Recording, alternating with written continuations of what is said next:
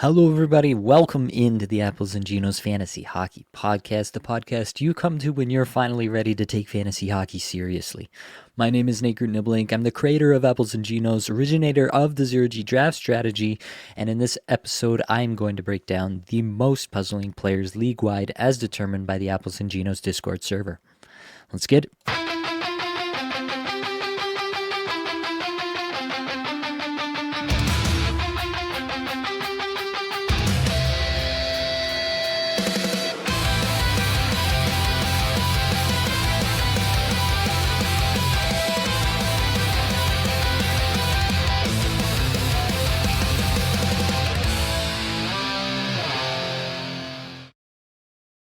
Welcome on in, everyone. Back with you for some puzzling players. Feels good to be back. Hopefully, all of you are coming off a fantasy win this past season. And hopefully, we can get you another one this week. We'll be talking through some puzzling players. Leave some comments if you're here with us live, and we'll get to those as well. Without further ado, let's talk about the most puzzling player as voted by the Apples and Ginos Discord server, Josh Norris. Last 3 games here, Josh Norris does have 3 points, a couple of goals, some decent stuff there. Averaging just under 16 minutes average time on ice, 134 shots per 60, 97th. Individual expected goals for per 60, 10th in on ice expected goals for per 60. That number's pretty good. On the top power play with Thompson, Doan, Zucker up front, and Dahlin on the back end. Then at even strength, he's been playing with Doan and Östlund, which is not horrific, but definitely not the Tage Thompson exposure that you were hoping for. On the whole now, Norris has 20 points in 22 games. Whenever he's taken the ice, he's been effective. He has definitely run hot with a 24% shooting percentage. That is definitely true, but it is a little encouraging to me that his shots are a little bit higher than they have been in previous stints. Feels like he has stints of playing rather than stints of injury reserve time. It's kind of reversed for Josh Norris. But at the moment, I do like what we're seeing from Josh Norris. Honestly, probably more interesting, small sample size for sure, but more interesting in this small sample size than what we've gotten from him for most of the season, where it did feel pretty unsustainable what was going on with Josh Norris. So that part, I'm a little bit more optimistic about. Just 20% rostered. So if he's available to you on Yahoo, then definitely that's a player that you can look out for. This may or may not be the week to pick up Josh Norris. Buffalo has 4 games this week, but 3 of them are on the heavy nights, and there's lots of other options out there. So may not be the specific week to go out and pick him up, but if you're already locked up your playoff spot, if you're thinking about playoffs, yeah, there's some scenarios for sure I could see where it actually does make sense to be thinking about picking up Josh Norris right now, and I wouldn't hold that against you. Buffalo, for the record, plays 10 games with 2 off nights in weeks 21 through 23, and 11 games with 5 off nights in weeks 22 through 24. So it's, I guess, probably when all is said and done, a bit of a middle-of-the-road schedule. Really, the nice pieces there are week 22, which is a tough week. They have 2 off nights that week. And week 24, if you get there, 5 games with 3 off nights in that week. The other 2 are 0 off night weeks. So definitely something to keep in mind if you're thinking about picking up Josh Norris. Let's take a look at Adam Fox as well. Talked about Adam Fox on the flagship show with Brian yesterday, so go back and check that out for sure. Adam Fox, in the 2 games since the Olympic break, over 25 minutes, 8th individual scoring chances for per 60, 17th in individual expected goals for per 60, 68th in on-ice expected goals for per 60. Adam Fox is terrific. The New York Rangers are decidedly not so.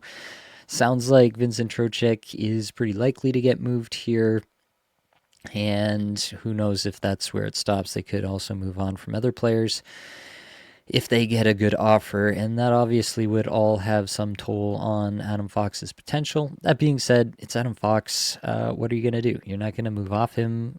Are you going to... if you have a league with a custom trade deadline that's much later, then I guess you could still trade him, but who are you going to trade him to? Is anybody excited about the Rangers? I don't think so. And so I think basically the only advice you can have for anybody with Adam Fox at the moment is to hang on. I will say, like, it is with this Rangers team all season long that he ranks 8th amongst all defensemen in on ice expected goals for per 60. That's still a really good number. Yeah, it's only in a 32 game sample, but still a really good number. And Adam Fox has done that consistently over the course of his career. So I'm not going to put it past him that he couldn't have a great fantasy playoffs for you, even if the Rangers themselves are not going well. Jesper Bratt next up in the last 5 games for him, just 3 assists, no goals. Getting close to 19 minutes average time on ice, 163rd shots per 60, 181st individual expected goals for per 60, 47th in on ice expected goals for per 60. Bratt has obviously always been a bit more of a distributor than a shooter. He was not on the top power play in the last game where they ran Hughes, Heischer, Brown, Gritsyuk, Dougie, Hamilton, and put Meyer and Bratt and Mercer on the second unit with Luke Hughes and Shimon Nemec. That's a tough place to be, and it also at even strength, Bratt was skating with Glass and Haminyaho. Really tough place to be. I think it's fair to say that Sheldon Keefe doesn't trust Jesper Bratt at this point. Bratt is not having a great season. Nobody in New Jersey really is. And I think a lot of that blame has to come to rest with Sheldon Keefe at this point in time. But, I mean, unless they're going to go full Jim Hiller on this one and drop Sheldon Keefe right now, I don't know that that necessarily gets any better. I would love to say that it's likely to, but I don't know. So where are we at with Jesper Bratt at the end of all that? I do think that this is still a really talented player. I think all that is still true. 59-point pace in the 60 games he's played this year is just insane to me. The efficiency has just been so horrific for Jesper Bratt and for everybody on this Jersey team. I have to think it gets better. I don't think it's going to get all the way back to where it was last year at this point for sure. But I have to think that the bones of a 70-point player as a pace rest of season is in there still for Jesper Bratt. I mean, I look at that season-long number, 16th in on-ice expected goals for per 60 on the season. That's still a really, really good number for a guy like Jesper Bratt. I have to believe that there's still something there and it's still going to come out. I think probably there are 10-team leagues, shallower 10-team leagues, where you could consider dropping Jesper Bratt. If that's you, hit me up, and we can talk about what your options are there. There may be somebody else out there that I'm a little bit more excited about the rest of season. But in a lot of spots, I just don't think you're going to get away from Jesper Bratt. There's too much potential. I talk about this with players at this time of year is who are the guys who can hurt you if you drop them and who are you picking up that's actually going to win you something. I don't know that you're going to pick up anybody out there in a 12-team league where you're like, yeah, that guy, I dropped Jesper Bratt for that guy and that guy put me over the top. I just don't know if that's what's happening. If Jesper Bratt is legitimately pretty clearly the final player on your roster, like the worst player on your roster, then yeah, I think you can drop him. But probably that's only in some shallow 10-team leagues, maybe 8-team leagues. For what it's worth, New Jersey, 3 games, 3 off nights, week 21, 4 games, 1 off night, week 22, 4 games, 1 off night in week 23, 5 games, 1 off night, week 24. All right, let's get back to some comments and then we'll come back to the list here. Lucio, salutations, Stud Muffin. Salutations to you too. Can you please rank the following or throw these streamers in the sheet, please? Zadorov, Lindholm, K'Andre Miller, Jackson, Blake. If we're ranking, so it gives the, it's a relatively standard point setup. Power play doesn't count for all that much. Shots on goal, pretty strong weight. Hits are pretty strong weight, and blocks are even stronger. So definitely some good peripheral weight on this. Power play weight is not so much. So Jackson Blake for sure is going to be the top one there for me. And then I would go with K'Andre Miller, then Nikita Zadorov, and then Hampus Lindholm. Steve says, when you get down to Hedman, can you also compare to Radish, please? Yeah, we could throw Radish in right now. We could do that at the moment. Why don't we just get that out of the way? Darren Radish has 5 points in his last 5 games, 1 goal, over 23 minutes average time on ice, 12th in shots per 60, 15th individual expected goals for per 60, 12th in on ice expected goals for per 60. On the season, those numbers are even better underlying. He's been really efficient to get here, almost a 60% IPP. I don't think that lasts rest of season. I do think he's still at least a top 10, if not top 5 fantasy defenseman rest of season, though. It's just tremendous. That power play looks absolutely lethal. He's a huge portion of it.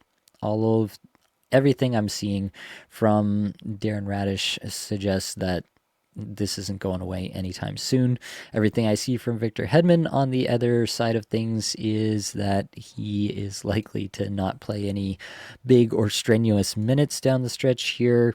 In these last 3 games since returning from the Olympic break, he has played 11:51, 14:21, and 16:53. He did get a goal and an assist in that 16:53 in the game against Buffalo, where they lost 6-2. Kind of a lost cause game anyway, even before he got those points, but for what it's worth, he did get them. The underlying numbers are decent here for Hedman, right? 19th in shots per 60, 21st individual expected goals for per 60, 91st in on ice expected goals for per 60. I did kind of notice a few times where Radish and Bjorkstrand would be the first off, and they would replace them with Hagel and Hedman. And so that might be a case where Hedman gets a little bit more exposure to the Kucherov Gensel point top power play unit than, your standard power play 2 quarterback would. So you could say that that might be there. But yeah, if he's playing these few minutes, I do think that they'll probably ramp him up a little bit from here on out. But yeah, by how much is anybody's guess at this point. Clearly, he's not 100%, or I don't think they'd be playing him this little. And if he's not 100%, then it's going to be tough for him to return some fantasy value. So 12-team leagues, it's always going to depend on who you're potentially dropping him for. Defense is a tough position to fill at the best of times. And so is there anybody out there who really has the kind of potential, even the kind of ability to put up points that Hedman would, even if it's only like a 17-minute per night role that he has rest of season, which I think is probably worst case scenario. So I think there's still a lot of good here with Hedman. I don't know if I'd drop him for Noah Hannafin, for example. I don't know if I'd drop him for Mike Matheson. I don't know that I'd be dropping him for Bowen Byram, Travis Sanheim, any of these guys that are like a little bit more commonly available in like a 12-team league. Yeah. But he is probably more in that range, right, than we ever thought possible at the beginning of the year. So I think if you have him, you're probably hanging on, because I don't know that there's anybody out there like, obviously if we had Darlene injury and Byram was going to be power play 1 and we were pretty sure about that for the rest of the season, then yeah, maybe Byram, you would take over Hedman at that point. You would go out and you would get Byram and you would drop Hedman for that. But in their current situations, I don't think you're doing that for any of these guys that are commonly available. If somebody higher up that shouldn't be available is available, then yeah, maybe you're doing that. But it would have to be like Brant Clark is 62% rostered. Yeah, if you get Brant Clark instead of Victor Hedman and that's the trade-off you're making, I would take Brant Clark. But that's realistically not the kind of move that a lot of people, I think, are making. So I just think that realistically, in a lot of leagues, you're probably hanging on to Hedman even in this current situation. Last ones, good evening to you. Got a couple studs in FA. My playoff spot is locked up. Who would you pick? One of Holloway, Kyrou, Norris, Elias Lindholm, or Jimmy Snuggerud? That is tough. I think this probably depends on whether Jordan Kyrou gets moved at the deadline here, which does seem to be pretty up in the air. If somebody trades for Jordan Kyrou, like there is term there, there's a sizable dollar amount. I think it's 7 or 7.5 million that Jordan Kyrou is currently on the books for. And so if somebody's trading for that, I assume that it's 8.125 actually. So that's Yeah, once you get over the 8 number, I think that'll probably chase a few other teams away. Again, this is only year 3 of 8, so there's 5 more seasons. He is age 27, so you are getting a guy who's proven to score through 5 of his prime years here. I think there will be suitors. Maybe the Blues would have to retain even a couple million or something to get a team really interested in it. They haven't exactly done a terrific job of showcasing him for the trade market this year with, the all the lesser deployment that Jim Montgomery has been giving him. All that to say, it really depends to me for this question about who would you pick. If I knew that Kyrou was going to be on St. Louis in his current kind of role, then I'd be pretty excited about Kyrou. If he goes somewhere, if he goes to San Jose, if San Jose is interested, then yeah, like I'm pretty interested in that, right? Probably playing sometimes at least with Macklin Celebrini, at least on the power play. That would be pretty exciting. If he's going somewhere where he's likely to get buried behind, a lot of other offense, like not that necessarily they'd even be interested in this, but if it was like a Minnesota or something, I don't think he's above Kaprizov, Boldy, even necessarily Zuccarello in the pecking order there. And so, yeah, that wouldn't move the needle for me. There are some situations where it could really raise Kairou's stock for sure, but probably not most, I would say, at this point. And so that's kind of where I'm at. It's just really tough. There's a wide range with Kyrou specifically. If you're looking for somebody who's the most bankable, I guess, then probably Lindholm is that player, but also a guy who really needs to Pasternak to be healthy and at his best for that to really work. I don't know how much you want to bank on that specifically, but Boston's in a good spot. They're in playoff position. They're going to be playing out hard. They play 12 games in weeks 21 through 23. So that's obviously of use there. A few off nights in there too, so not a bad playoff schedule for Boston. That makes you look at Lindholm. I think Holloway probably has the highest ceiling here. Obviously, Norris, if you think that he can stick, but again, he's probably got to get more than just power play one to maintain, a kind of high end point per game kind of pace or anything even resembling that. I think that final answer, I would go. If I had to pick them up right now, I would want to wait. My ideal would be to wait until we see what happens with Kyrou. If Kyrou moves on, then that also probably opens up more ice time for Holloway, so it'd increase his stock a little bit. Yeah, based on what we know right now, this is a tough group, so it's a good question. I think I would go. Lindholm, then Kyrou, then Holloway, then Norris, then Snuggerud. I think Kyrou and Lindholm are a tier, and then the other 3 are a tier for me. I think that's final answer there.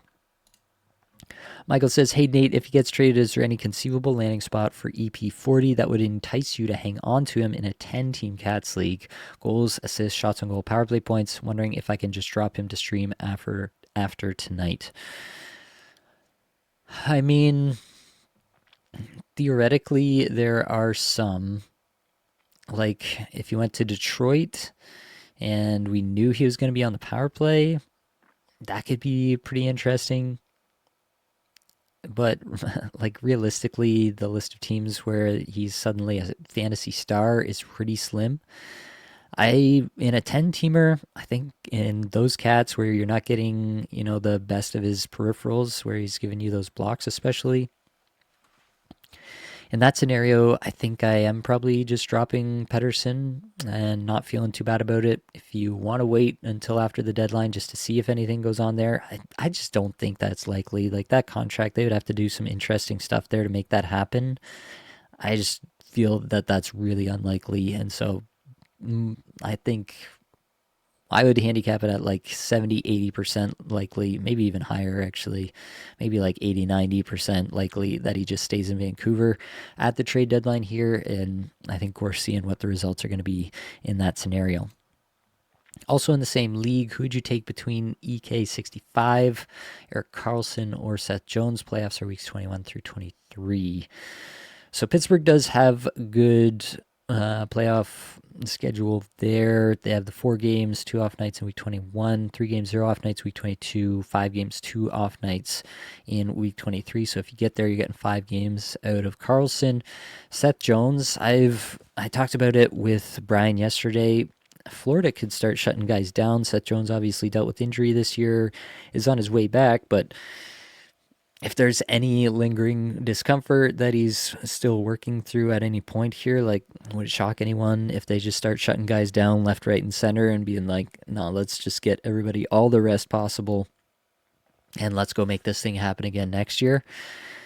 That is a worry that I have with Seth Jones that I don't necessarily have with Carlson, especially with Pittsburgh in the middle of this playoff race.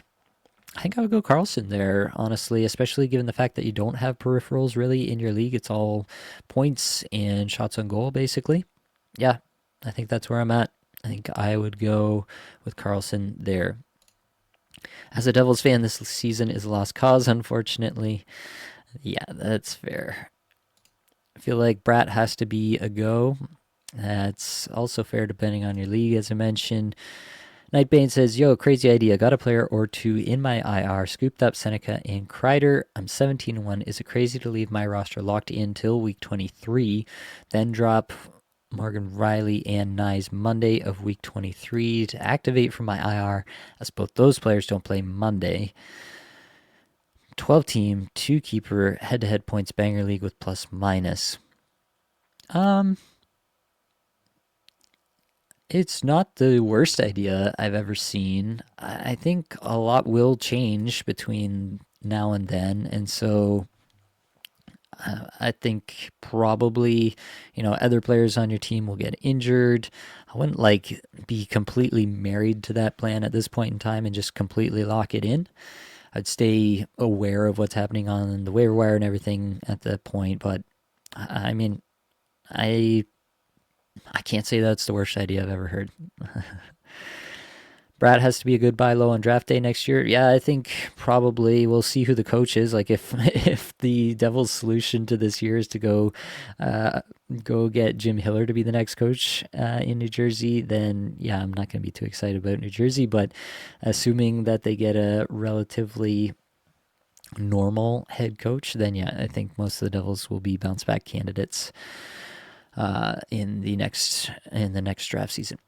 Nightbane, thank you for taking all my questions all season. You do solid work. Appreciate you.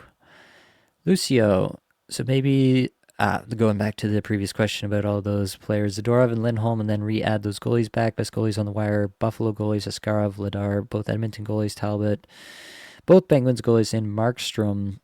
I think I'm going Vladar there. He's been good. He's been good again since the break. I just think he's good. Hedman's time on ice is going up. He'll return to 17 to 19 minute guy, I'm sure. That feels like, yeah, I think I would agree as like baseline expectation. I think that's probably where I'm at as well. Yeah, there's obviously worst case scenario, he stays more on that 17-minute side of that, and best case scenario, he gets more like 20 to 21. But yeah, I think both are entirely possible. Feels like a wait and see with the Blues and then grab whoever is left there. Going back to the Kyrou versus Holloway and Snuggerud conversation, definitely. Hey, boss, crunch time for 2 games of each this week. Who are you taking? Byfield, Nichushkin, or Nazar? APL points. Byfield, Nichushkin, or Nazar this week for 2 games. I honestly might take Byfield there. Just see if we don't get a bounce. He had a couple of nice games here, even prior to Hiller getting fired. They obviously rejigged the lines with Panarin in town. Yeah, I mean, to some extent, I feel like it's fool's gold waiting for Byfield to pop, but we all see the talent. Every time the guy plays hockey, we all see the talent. We all see the potential. It's really, I honestly do think that coaching has been the number one thing that has held him back to this point. I think it's Byfield. I could see it being the others, but I think it's Byfield. I think I'll final answer Byfield on that one. What are your thoughts of Charlie Coyle possibly being moved at the deadline? I think that one is probably pretty dependent on what even happens with Columbus in these games that are still ongoing. I don't know if Columbus necessarily knows exactly what they want to do. They're crushing the Rangers right now for nothing. And so if that continues, and, in terms of the current standings, they're, 5 points out of a wild card spot. Stranger things have happened, and they were in this spot last year and really tried to go on a run and try to get there. I wouldn't surprise me if they hang on to him and feel like they owe it to themselves to at least try.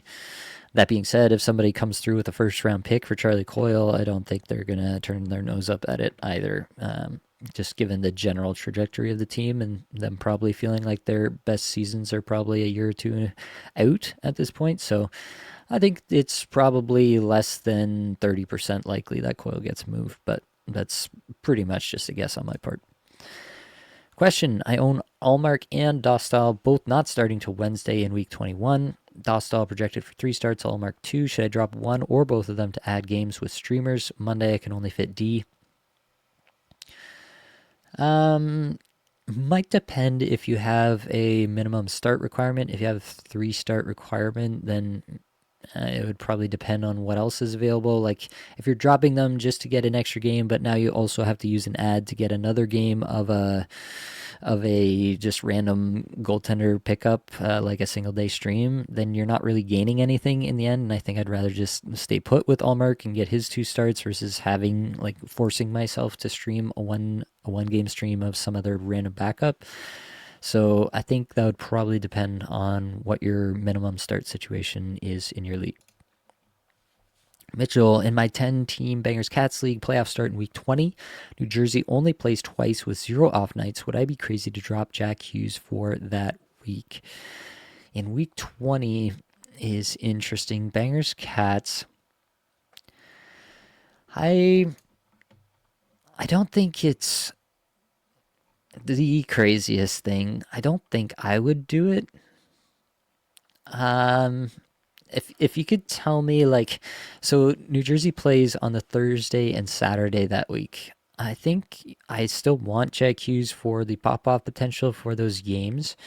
But, if you could drop him with the idea that you're going to add him back and, make sure that you get him back off waivers. Like if you have the most fab in your league, if your league uses fab and you have all $100 left and it's the most of anybody in the league and you absolutely know that you can have it back, you can get Jack Hughes back, then you could potentially drop him, get 2 games of a streamer, and then add him back. Like if that's a real possibility, then that would be a scenario. I just don't know if I'm willing to drop Jack Hughes outright. He's obviously feeling it right now, coming off the golden goal, a lot of swagger. I think things, I don't know. It depends on your it depends on your evaluation of the Devils too. Like on one hand, they might just be like, okay, we're just going to go out and play free now because the season is basically over, and that could work in their favor. They're going up against the Flames and the Kings, which I don't think anybody's going to be too scared of going up against. So there's a potential positive there. I don't think it's crazy. I don't think I would have the guts to do it, is probably my final answer there. Would you take Marchment or Holloway for rest of season? I think you got to take Marchment there just based on getting this time to play with the elite guys or the top line guys anyway, in Columbus there. He has not registered a point in the game today, which is unfortunate because I did take him in the head-to-head streamer deathmatch against Blake this week. Marchenko and Fantilli have scored, but no points for Marchment, which is a bit of a travesty in my opinion. But yeah, I really like Marchment. He's on the top power play as well. I think you got to go Marchment in that situation. Tony, Bratt, O'Reilly, Landeskog, best for rest of season in goals, assists, power play, points, shots on goals, and hits. Probably Landeskog. O'Reilly's nice, but he doesn't shoot and he doesn't hit. Probably Landeskog, honestly, at this point. Interesting. Wish Chinikov got on power play 1. That'd be pretty interesting. I'd be okay to see that. But Mantha has been good every time he's been there this year, so I don't know that that's changing anytime soon. Yeah, it would be pretty interesting to see, though. I agree.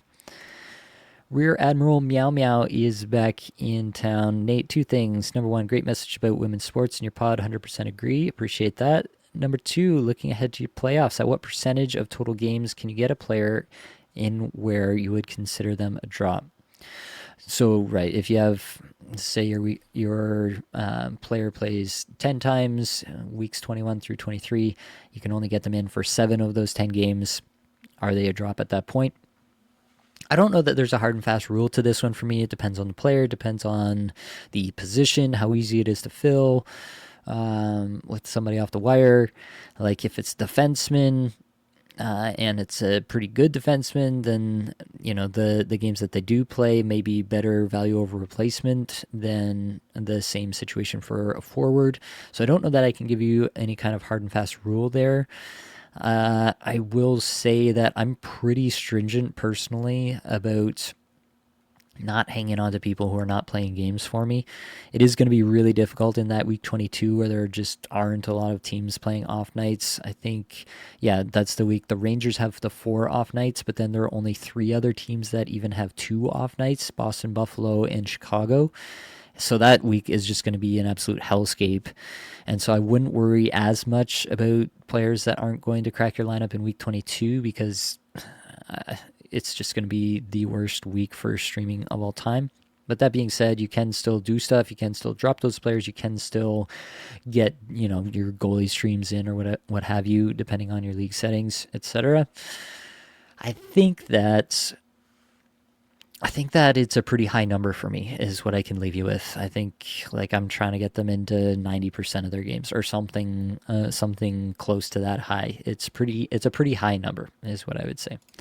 Got a stacked roster. Hate to drop any of them. Makes sense. Michael, best of the bunch for playoffs, weeks 21 through 23. Cats, wins, goals against average, save percentage, Vladar, Vejmelka, and Allmark. Weeks 21 through 23.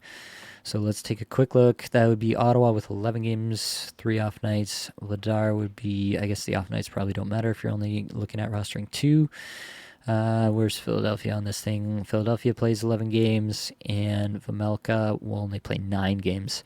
Vejmelka might play all 9, though. That would be the key difference between him and probably some of the others.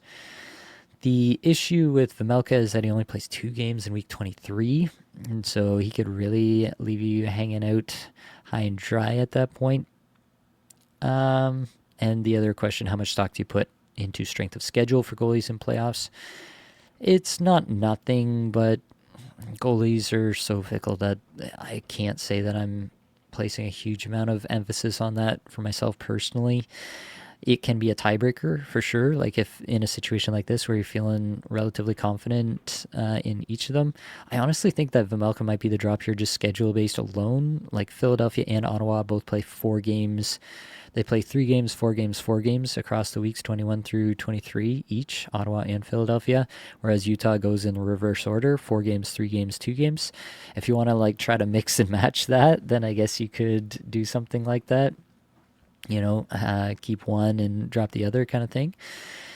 I think a lot of this depends on where Philadelphia and Ottawa sits come week 23. If Ottawa is still around it, then Allmark may be getting a lot of starts. If they're not, then he may be splitting starts.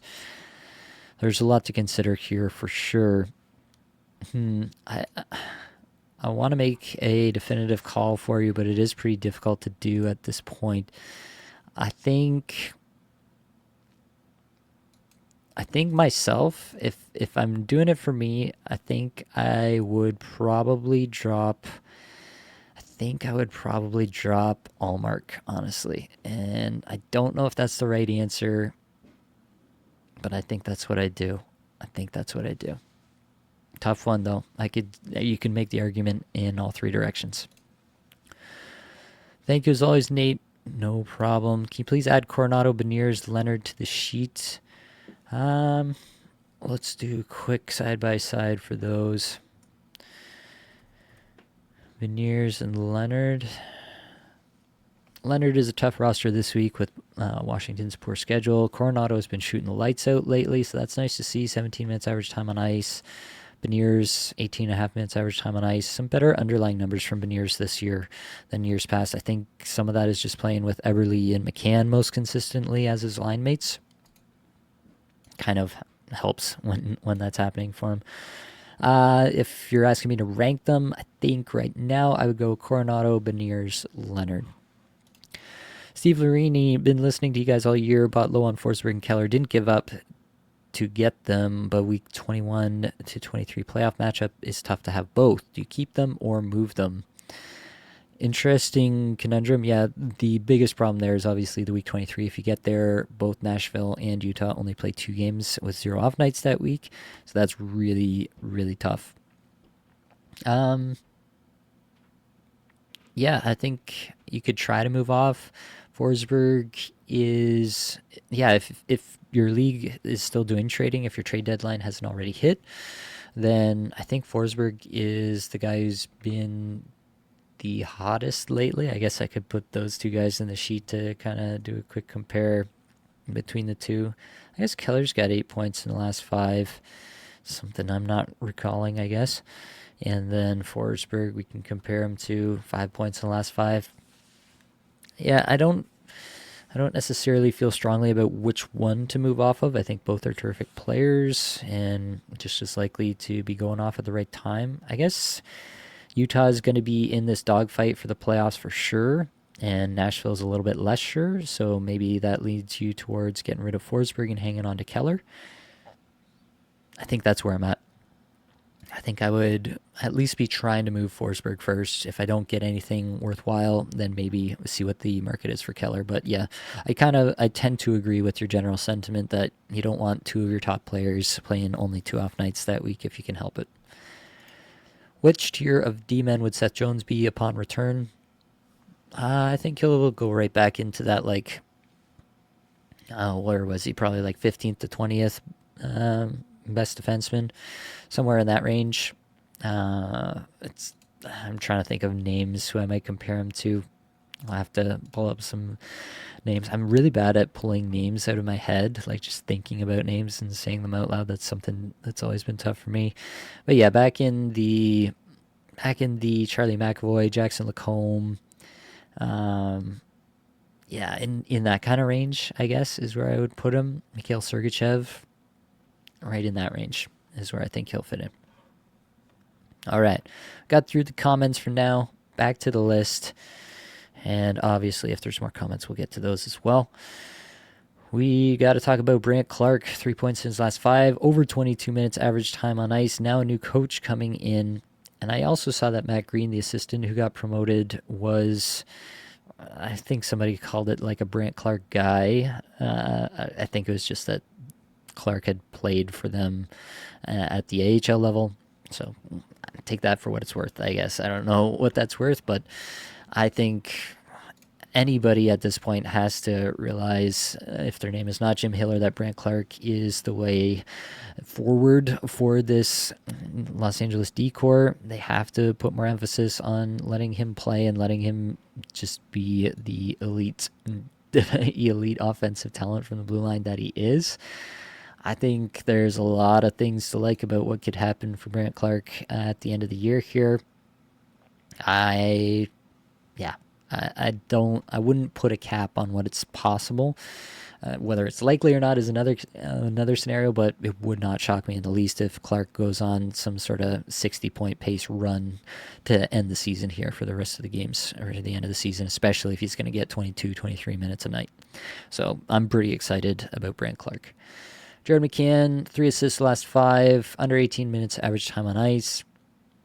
Hasn't done much since coming back from the Olympics. Again, Brian and I talked about McCann in the flagship show, so go back and check that out. I like McCann still a lot. I am worried about the deployment that he may or may not receive.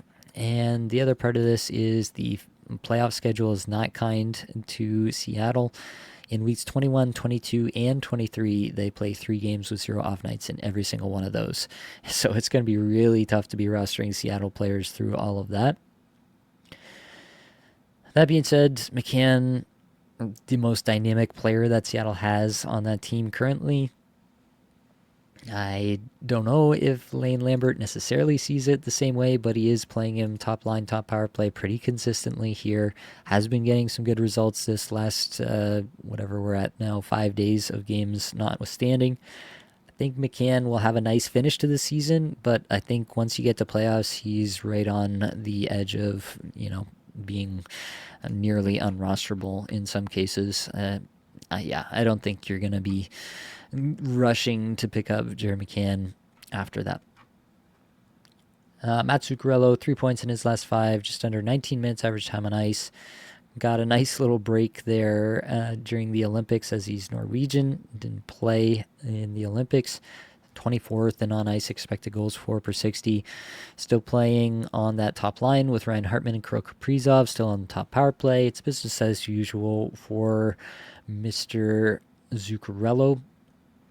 I really like Zuccarello. Obviously, when he's getting these big minutes, he's on a 20-goal, 70-point pace in the 41 games he's played this year. All of that looks super sustainable to me. I just don't think I would anticipate anything different rest of season. Pierre-Luc Dubois, 3 goals, 5 points in his last 4 games here, over 18 minutes average time on ice. Capitals could definitely use Pierre-Luc Dubois doing stuff. He's playing with Protas and Wilson at even strength most recently. That looks like a nice little line. He's not on the top power play, so that is something to be aware of. But he's going to get some minutes for sure. And 48th in individual expected goals for per 60, 60th in on ice expected goals for per 60 in these 4 games since returning from injury. Some good stuff under the hood there for PLD.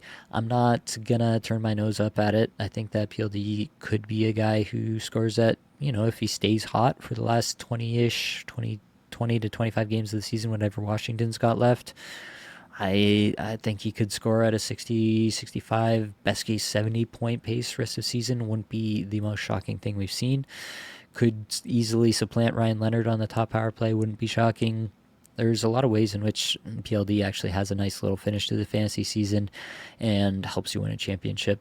I'm not turning my nose up at it because Washington needs something to go right, and right now he is what's going right. They're playing him basically as a top-line center with Wilson and Protas. Yeah, I think there's a decent chance that PLD has a really nice finish to the season. And at this point in the season, if you're looking at your waiver wire, you're going to take a guy who has a decent chance to do anything. Logan Cooley, 2 points in the 3 games he's played since returning from injury, just over 16 minutes average time on ice for him. I still like Logan Cooley a lot. 70th in individual expected goals for per 60, 128 in on ice expected goals for per 60. I mean, obviously that's not terrific stuff, but I just trust the talent of this player so much. I think he will put together some really big seasons for the Utah Mammoth in the future. Obviously slowed down by injury each of the last 2 years, but playing with Gunther at even strength will do. The problem is that for whatever reason, Andre Torini really doesn't like that line at even strength that much. He's been playing the Hayton Paterka Yamamoto line more than them. Somebody tell me why it's so, but when that's happening, that definitely will hold down Logan Cooley's ability to put up points to some extent. And also, not on the top power play is the other piece there. Barrett Hayton is the 4th forward on that top power play right now. So I like Cooley. He's on a 64-point pace in the 32 games he's played this year. I tend to think that's probably in the range of being accurate. He has a ton of potential to exceed that, but yeah, given the current deployment, I'd put him at that 64-point pace. Victor Hedman, we already talked about, so let's talk about Dylan Strome. The opposite of PLD seems to be trending in the wrong direction this year after a huge year last year. 3 assists the last 5 games, under 16 minutes average time on ice. Actually, I wanted to check if he just had one outlier game or if that truly is the average that he's been dealing with. He did have one game down at 11:51 just prior to the break, and I don't know if he got banged up in that game. I'd have to double check that, but it does seem like one game is holding down that average time on ice a little bit. Ranks 6th in on ice expected goals for per 60 in that time frame. Really good number there. He's on a 22 goal, 66-point pace. Ranks 14th in on ice expected goals for per 60 on the season. The IPP is really low here at 55%. I think that gets better. I think Strome is too talented a passer for this to stay this low. I I do think it gets better. I think 66-point pace, maybe it doesn't get a ton better, but at least 70-point pace rest of season I think is probable. If PLD finishes really hot, then perhaps Strome is the guy who finishes a little bit cooler. So definitely there could be some opposing ships there. Something to keep an eye on in terms of deployment and time on ice. But yeah, I think Dylan Strome probably deserves a little better than the 66-point pace he's on so far. Jake Neighbors here.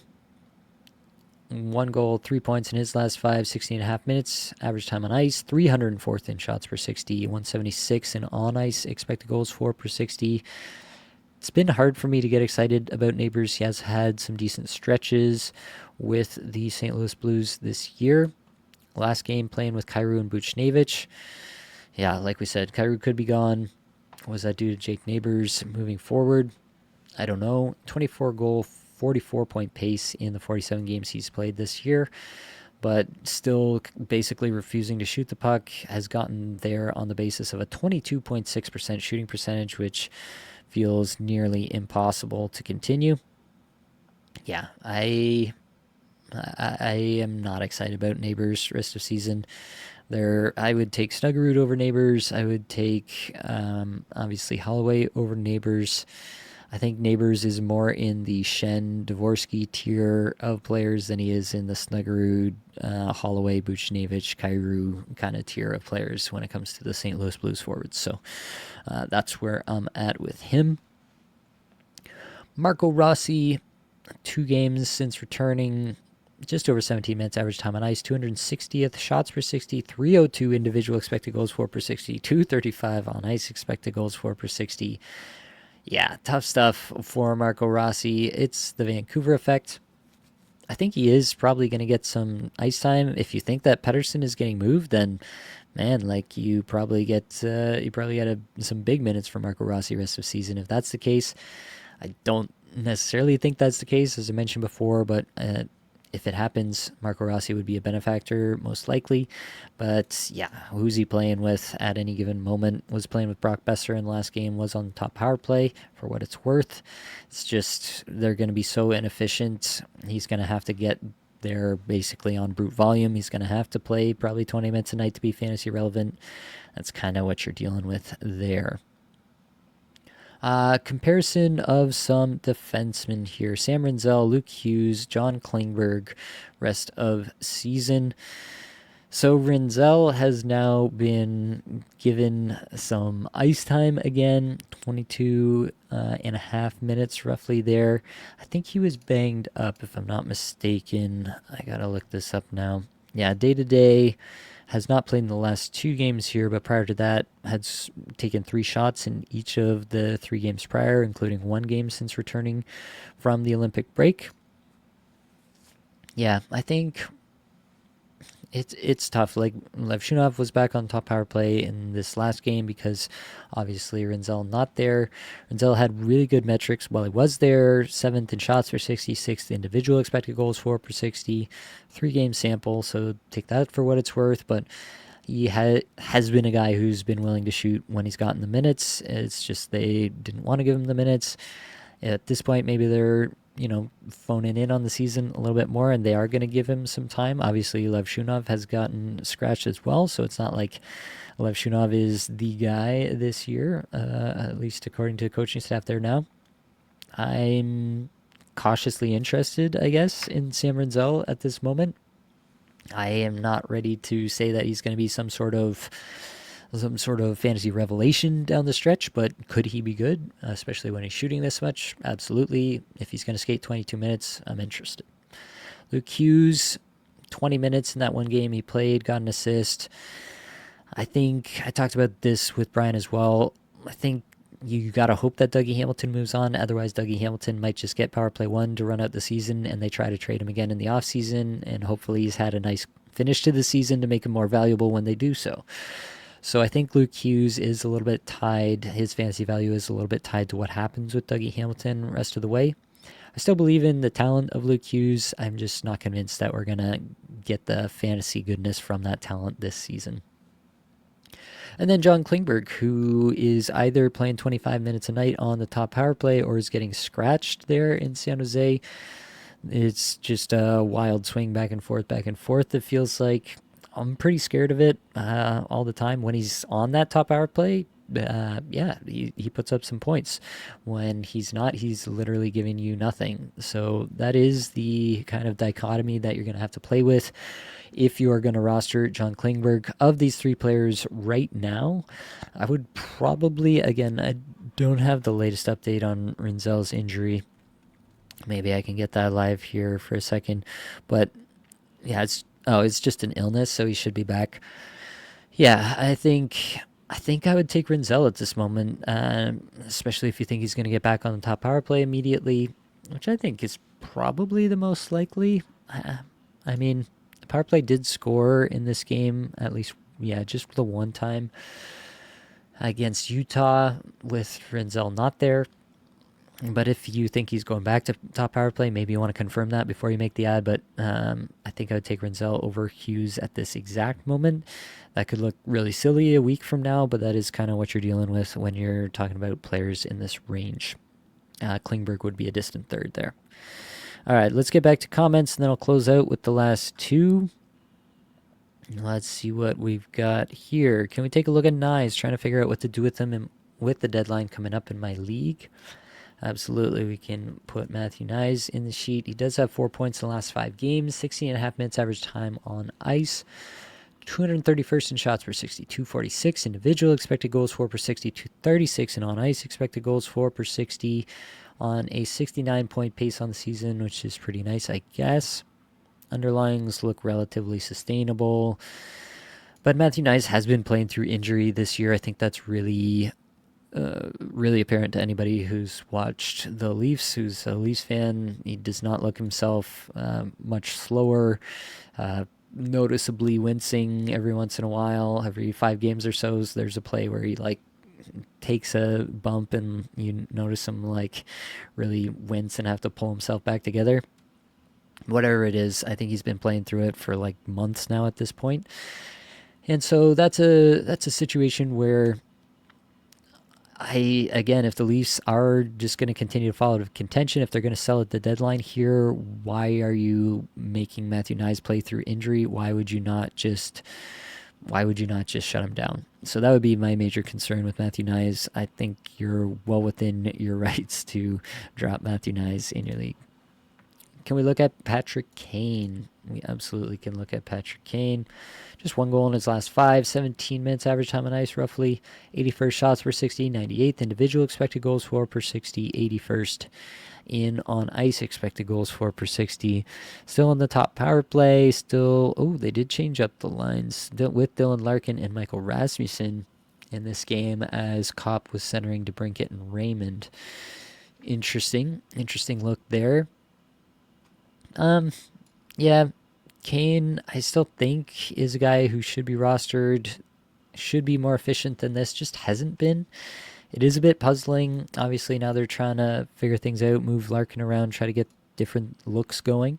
I also think that, with all due respect to Andrew Kopp, this is a team that could desperately use a legit 2C, and that addition could really galvanize a really solid top 6 for Detroit if that's the route that they end up going at the trade deadline here. If that happens for them, I'd be pretty excited to see what that might do for Patrick Kane. So I would be looking to, if at all possible, hold him through this week, especially with the great schedule. Hold him through this week, see what happens at the trade deadline, and see what you want to do from that point onwards. Who wins for playoffs? Panarin, Luke Hughes, Dobson for Fox, Radish, Rust. Cats include hits and plus minus, no blocks. I don't know. Radish and Panarin are probably roughly a wash in terms of their value. Fox versus, I think I might take the Radish for Rust Fox side, to be honest with you. Who do you think has more trade value right now between Jones and Luke Hughes? Probably Jones. Any advice on 0G for these final weeks? If you get an injury down the stretch, waiver wire can be tough. How do you navigate this time of year? It's still basically the same principle for me. I'm still looking at who gets me 2 games for the next week. Obviously, if you're in a bye situation or you've got playoffs locked up, you're looking ahead to playoffs, then you're starting to take kind of flyers on guys who have maybe good schedules that week, who you think might be rounding into form. Maybe you're taking that flyer on Jakub Dobish or somebody like that. Archer Shilov's even, something like that. You might be just kind of taking those flyers at this point and just seeing what happens over the next few weeks. So, yeah, I don't think much changes other than if you've got your position in the playoffs locked up, then you can afford to take a few more swings and just see how things go. I have a player in my league selling, and he offered me Nate Mack, Sider, and Jack Hughes for my first round pick. It's the last year of Keeper League. I'm currently in 3rd place. Yeah, take that for sure. Can we look at Jack Hughes and Hamilton? Okay, let's put him in. Jack Hughes and Dougie. Hughes has 3 assists in 3 games since returning. Hamilton last 5 games, 2 points. Second in shots per 60, 30th individual expected goals for per 60, 25th on ice expected goals for per 60. I like both players at the moment. Like I said, I think Hamilton is going to get featured by New Jersey here. If he gets traded, it's a team that wants him for what he does well, which is shoot the puck a ton from the blue line and be an offensive defenseman. I think if he goes somewhere, that's probably what they'll want him for. Let's get him to San Jose. Let's just make that happen. Everybody wants it except maybe Dougie Hamilton. Can we get him on the phone? Can we convince him? That would be terrific. Jack Hughes, I mean, I still think point per game is the worst case scenario rest of season for Jack Hughes. Lucio Mancuso back to my goalie situation for week 21 with Allmark Dostal, 3 minimum starts. Yeah. I think that I would wait, Allmark and Dostal for week 21. Is that what we were talking about? Anaheim plays 3 games and Ottawa plays 3 games that week. Yeah, I think, yeah, if you can use your ads from prior weeks to re-add, then you're fine, basically. Yeah. Yeah, I think my previous advice stands. Breadman, thanks, Nate. Have Leonard thinking about playoff schedule. Would you drop him for Coronado? League counts hits, plus, minus, and blocks.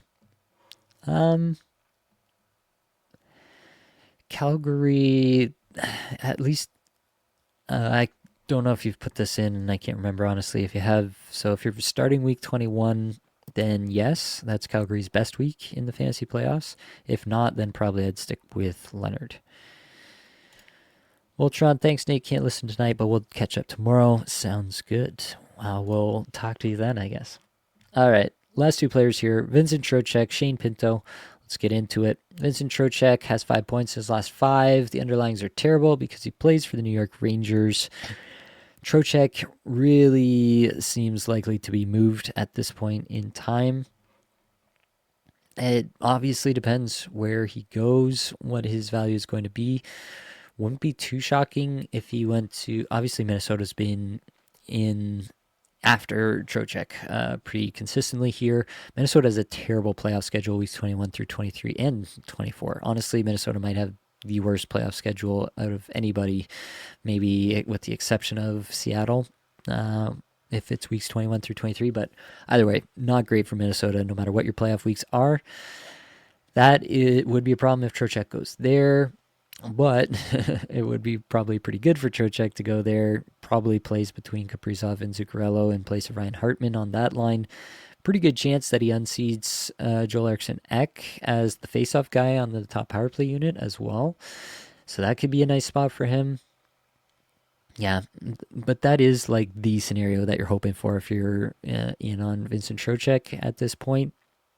If he stays in with the Rangers, it's going to be tough for him to keep up the 69-point pace that he's been on for this season, which has been nice so far, but unlikely to continue in my estimation.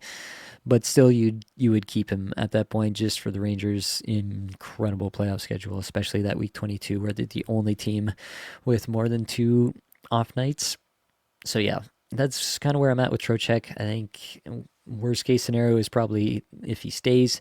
Best case scenario for the immediate term is Minnesota, but that playoff schedule would be tough at that point. I don't even know who else would really benefit a ton. I guess Utah could definitely benefit from a center there. Yeah, there's probably some other teams I'm not thinking of, but that would probably be the other one that would be a little bit more exciting for fantasy purposes. Shane Pinto, 2 assists in his last 5, over 19 minutes average time on ice. 99th in shots per 60, 73rd in individual expected goals for per 60, 119th in on ice expected goals for per 60, 25 goal, 49 point pace on the season for Shane Pinto. Second power play unit. Last game was centering Michael Amadio and Nick Cousins. Disgusting. Pinto's a streamer. I like the player a lot, but Travis Green does not like to give him offensive minutes. He just wants him to be the power play or the penalty kill and kind of third line specialist, it seems like. If that's what we're going to get, then unfortunately, I don't think we can trust Shane Pinto to put up a ton of fantasy relevant points. All right, almost bang on the hour, and we've wrapped it up. Thank you, everybody, for being here. That is going to be all that I've got for this episode. Hopefully, it brought you some value, helped you get a little bit better at fantasy hockey today. All the advanced stats you heard today came from Natural Stat Trick and 18 Skaters. Many thanks to Matt Creamer for supplying music for the podcast. That's it, folks.